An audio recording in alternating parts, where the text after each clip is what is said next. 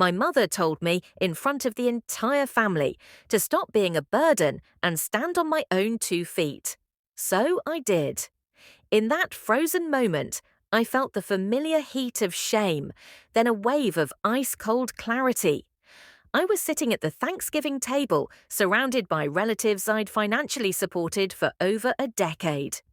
The scent of roasted turkey and pumpkin pie hung in the air, a perfect mask for the poison in the room.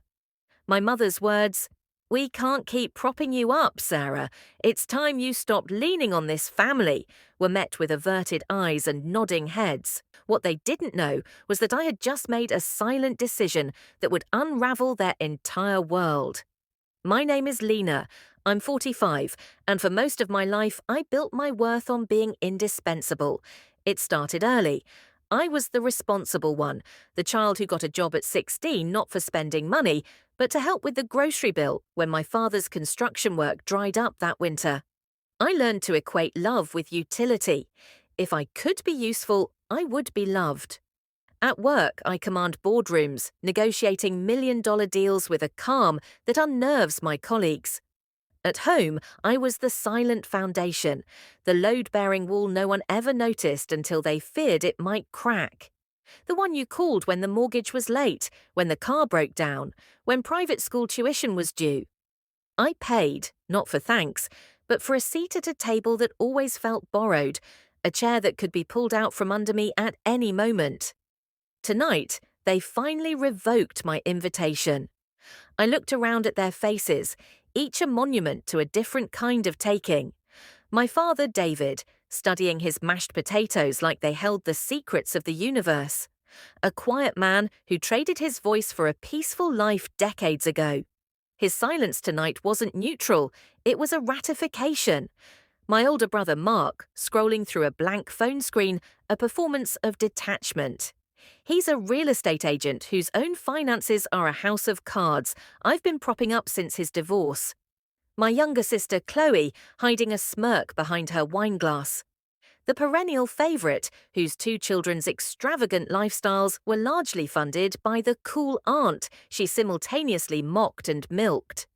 The beneficiaries of my quiet generosity, now acting as judges in a trial I didn't know I was facing.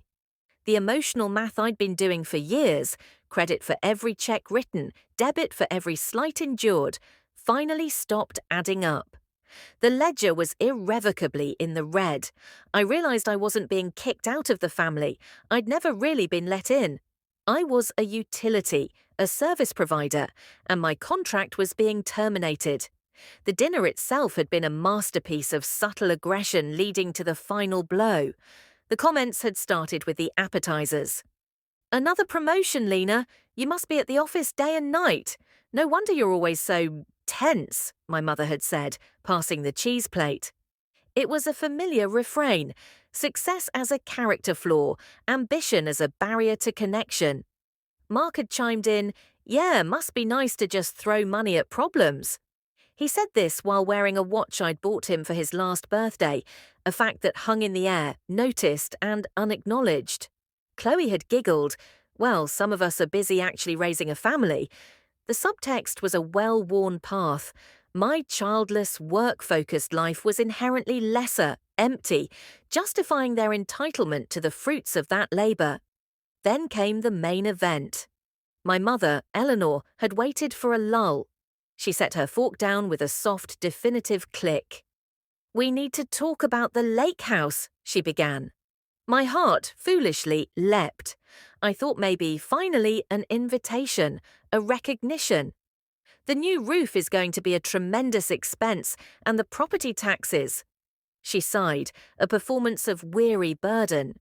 "We've been thinking, and we feel it's not fair to expect your father and me to manage all this.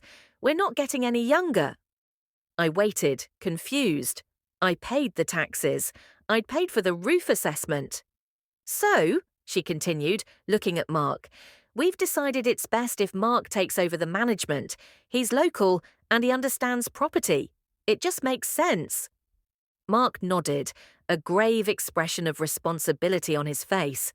The lake house, the one I'd bought 12 years ago with my first real bonus, a sanctuary I'd envisioned for family gatherings. The one they'd slowly colonized, furnishing it with cast-offs, using it for their summer holidays, while I was always too busy to be invited. The one whose every bill, electric, water, insurance, maintenance, flowed through my accounts. And now they were formally transferring its stewardship to Mark, who couldn't balance his own checkbook. The injustice was so bald, so breathtaking, it stole my breath. And, my mother added, her eyes finally landing on me, cool and assessing. This leads to the other thing. Lena, sweetheart, we love you, but this dynamic has to change. We can't keep propping you up. It's time you stop leaning on this family and learn to stand on your own. The room went utterly silent. The dynamic. My financial support was being reframed as my dependency. My leaning. It was psychological alchemy of the highest order, turning gold into lead, strength into need. I saw the trap then, elegant and cruel. By gifting the lake house's management to Mark, they were creating the pretext to cut me off. I was being eased out of the will of my own life. I excused myself and walked to the guest bathroom. My legs moving on autopilot. I locked the door and leaned against it. The cold wood a shock against my back. I looked in the mirror. The woman staring back wasn't hurt in the way I expected. There were no tears. Instead, her eyes held a stark, resolved clarity. She had finally heard the verdict, and it was absurd. She had finally seen the courtroom, and it was a sham. The years of receipts, of bank transfers,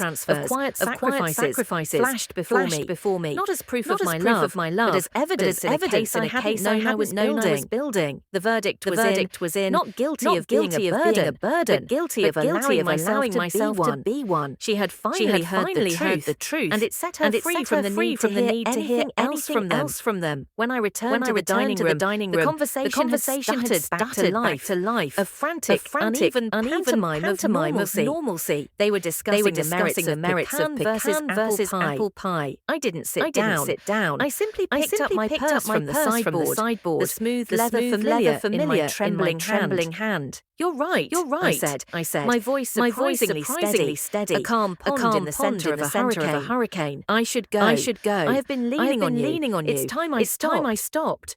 My mother's expression flickered, first with a flash of triumphant victory, quickly masked, then with a sliver of confusion. She'd expected tears, pleading, a desperate attempt to re-enter the fold. She hadn't expected calm agreement. Well, good. She managed. Her voice tight. It's for the best. No one else spoke. No one stopped me. My father didn't look up from his plate. Mark examined his nails. Chloe took a deliberate sip of wine. Her eyes bright over the rim. The chill of the November night air was a slap, then a balm. It was the most honest thing I'd felt all evening. I breathed it in. Deep lungfuls of cold, clean air, scoured of the cloying sense of betrayal and roasted meat. I didn't look back at the warmly lit windows of the house. By the time I reached my downtown condo, a deep calm certainty had replaced the numbness. It wasn't anger. Anger is hot and chaotic. This was cold and precise, like a surgeon's scalpel. It was the clarity of a finalized blueprint. My condo was silent, a temple of my own making. Floor-to-ceiling windows showed the city glittering below. A kingdom I had built for one. I didn't rage. I didn't cry. I hung up my coat, poured a glass of cold water, and sat at my desk. The blue light of my monitor clicked on, illuminating my face in the dark room. This was my boardroom now. The adversary was different, but the principles were the same. Assess, strategize, execute. I opened my password manager, a digital vault of my enmeshment. One by one, I logged into the accounts I'd funded for years. The architecture of their comfort. The automatic payment for my parents' retirement community fees. A luxury facility they'd chosen after I'd suggested a more modest option. Cancelled. I navigated to the utility companies for the lake house. The electricity that powered their summer laughter, the gas that warmed their winter weekends. Cancelled. The quarterly insurance premium, cancelled. The alarm monitoring service, cancelled.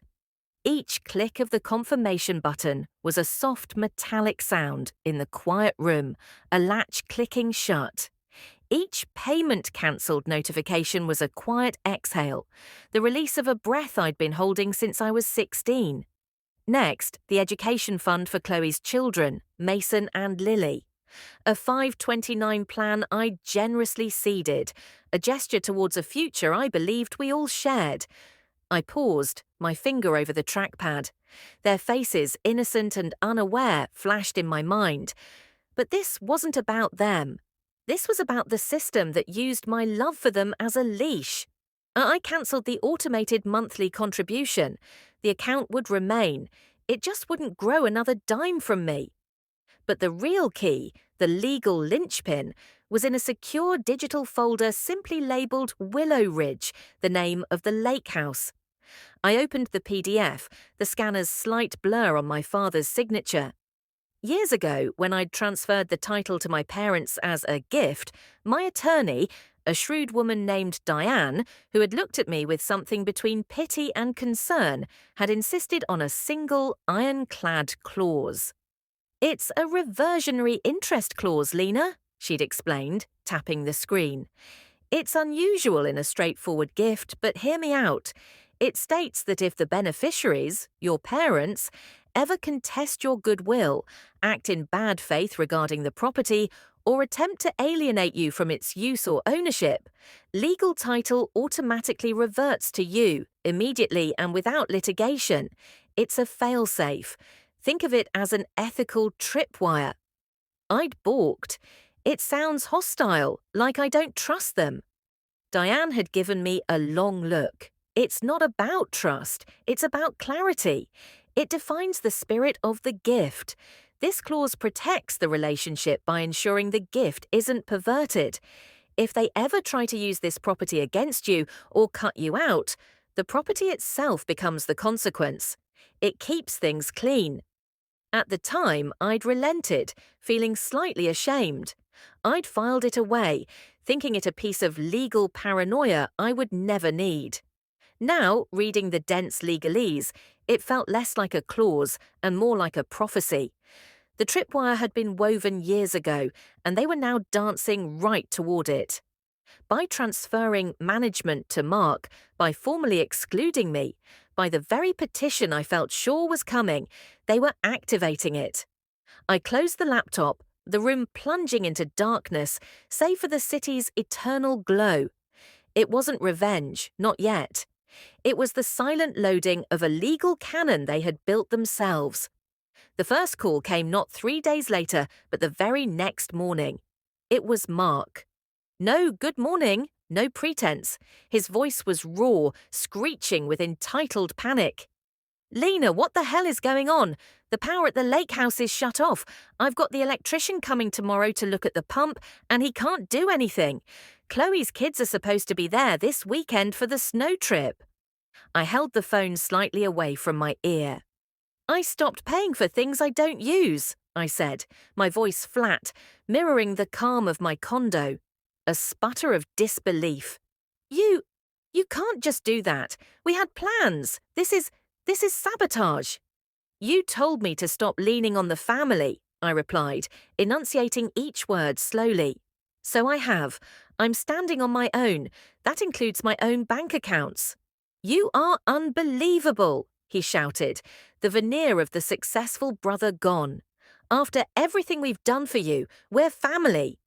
The word was a bullet that had lost its powder. "Yes," I said quietly, "we are." And I ended the call. The silence that followed was sweeter than any music. The escalation was swift, just as I'd predicted. It bypassed further phone calls, moving straight to formal threat. A week later, a thick cream-coloured envelope arrived, bearing the crest of a law firm I recognised, one my father's old golf buddy used. My hands were perfectly steady as I slit it open. Inside was a formal petition filed by my mother, Eleanor R. Miller. The language was artful, a tapestry of implied victimhood. It alleged undue influence during the original property transfer, cited my recently demonstrated instability and financial coercion, the cancelled bills, and requested the court set aside the transfer and restore full title to my parents. She was suing me for the lake house. She hadn't called, she hadn't written a letter. She'd gone straight for the legal throat, using the very system she thought I respected too much to fight. This wasn't about misunderstanding or hurt feelings. This was a declaration of war. And in doing so, with magnificent, poetic ignorance, she had just pulled the pin on the grenade she'd been holding for years. She had triggered the reversion clause. I didn't rage. I emailed the petition directly to Diane, my attorney. Her response came within the hour. "They've done it. They've triggered Section 4B. Call me." Her voice was all business when we connected. "Lena, this is as clear-cut as it gets. By filing this petition, alleging bad faith and coercion on your part, they have explicitly acted against the spirit of the gift and attempted to alienate your interest. The reversion is automatic. We don't need to sue them. We simply need to file a notice with the county recorder, attaching their petition as proof of the triggering event. The property is legally yours again, effective the date they filed. They essentially sued themselves out of their own home." The irony was so profound it was almost beautiful. "What next?" I asked. "We could just file the paperwork and take the keys," Diane said. "But given the emotional nature, I recommend a meeting, a final disclosure. It's cleaner, lets them hear it from you, with me present as counsel. It avoids later claims they didn't understand." I knew where. "The Cedar Inn, that cafe near their place, neutral, public ground." "Perfect. I'll draft a formal letter inviting them to discuss a resolution." The Cedar Inn smelled of old coffee and fried food. Diane and I arrived early, claiming a booth in the back. They arrived as a unit, a phalanx of shared grievance. My mother, back straight, wearing the suit she reserved for funerals and serious church events. My father, seeming smaller, shadows under his eyes. Mark, flushed and scowling. Chloe, arms crossed, radiating theatrical hurt. They slid into the booth opposite us, the vinyl squeaking in protest. My mother spoke first, her voice a controlled, icy drizzle. "Lena, this nonsense has gone on long enough. We're here to be reasonable. You've made your point with this childish financial strike. Now, you will restore the utilities, and we will discuss dropping the petition if you agree to proper, legally binding support agreements." She spoke as if reading from a script she'd rehearsed, certain of her leverage. Diane didn't let me answer. She slid a single sheet of paper across the Formica table. It wasn't a legal document. It was a summary, a financial autopsy of the last 15 years. A simple table, year, recipient, category, amount. The totals at the bottom were a staggering, silent accusation. "This," Diane said calmly, "is a preliminary summary of what Lena's leaning on the family actually looked like. Just the cash flows. It excludes the lake house purchase, the car loans forgiven, the countless other incidentals." My father picked it up. His eyes scanned down the columns, his lips moving slightly as he reached the final sum. He blanched, a grey pallor washing over his face. "David," my mother prompted, annoyed. This can't be right," he whispered. "It is," I said. "Every line is traceable, every check, every transfer." "We never asked for all this," Chloe burst out, her voice shrill. I turned my gaze to her. "You never had to," I said, my voice lethally quiet. "You just expected it. You called and I came. That was the agreement, until you changed the terms." The silence that followed was thick, broken only by the distant hiss of the coffee machine. It was the sound of their narrative, their cherished story of my dependency, shattering on the hard floor of fact. Then Diane placed another document on the table, the original transfer agreement. Her finger, with its simple manicure, pointed to Clause 4B, the reversionary interest. She read it aloud, her voice clear and devoid of emotion in the quiet cafe. She then placed the filed petition from my mother next to it. By filing this, Diane continued, you alleged undue influence and bad faith by Lena. You attempted to alienate her from the property and dispute her goodwill. That is a direct violation of 4B. The moment this was filed with the court, the reversion was triggered. Automatic, immediate, the lake house is no longer yours. It hasn't been since last Tuesday. You didn't lose it because of Lena. You lost it because you tried to take by law what was only ever yours by her grace. The colour drained from my mother's face completely, leaving her looking waxen and ancient. Her mouth opened, but no sound emerged. The performance was over. The script was ashes. The audience, her children, her husband, was staring at her, not with solidarity, but with dawning, horrified comprehension. Mark's anger had melted into confusion. Chloe's defiance had crumpled into fear. My father simply looked broken. You set a trap, my mother finally rasped, pointing a trembling finger at me. No, I said, my voice finally softening with something that was not pity, but finality. Diane tried to protect me from this exact moment. She tried to protect us. The clause was the protection. You chose to break the shield. That's not a trap. That's a consequence. I stood up, my movement breaking the terrible tableau. I left the documents lying there between us, the evidence of their own undoing. We're your family, my mother whispered, the word now a hollow, brittle thing. I paused, looking at each of them. The father who chose peace, the brother who chose envy, the sister who chose an entitlement, the mother who chose control. I know, I said, and my heart was quiet. And I loved you like one, but you only ever loved the things I could do for you. I turned and walked away, Diane following. The bell on the cafe door chimed, a bright, insignificant sound. The cold air outside felt like more than freedom. It felt like sovereignty. In the weeks that followed, the quiet in my life was profound, deep, and entirely mine. Diane filed the necessary paperwork with the county. The lake house was formally, legally mine again. I received a brief, terse email from my father. We are managing. Please do not contact your mother. She is unwell. I didn't reply. He had made his choice long ago. I went to the lake house one clear, bitter cold day. I used my key, the original one I'd kept all these years. It was cold, the power still off. Sunlight streamed through the dusty windows, illuminating the ghosts of their gatherings.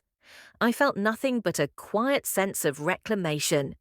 This was mine, not a weapon, not a symbol of victory, but a piece of property. I would sell it. The proceeds would fund something that served only me, perhaps a scholarship for women in business, a real legacy. I took a long walk by the river near my condo, the water a dark, swift ribbon under a steel grey sky. The weight I'd carried for decades, the weight of their expectations, their judgments, their need, was gone. My shoulders felt strangely light. I hadn't abandoned them.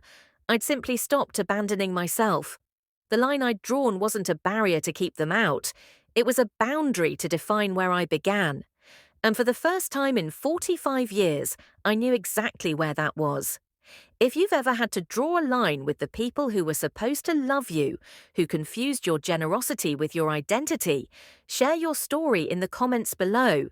And if you want more real stories about finding the strength to reclaim your life, to turn silent endurance into decisive action, make sure you like this video and subscribe to Winds of Thought.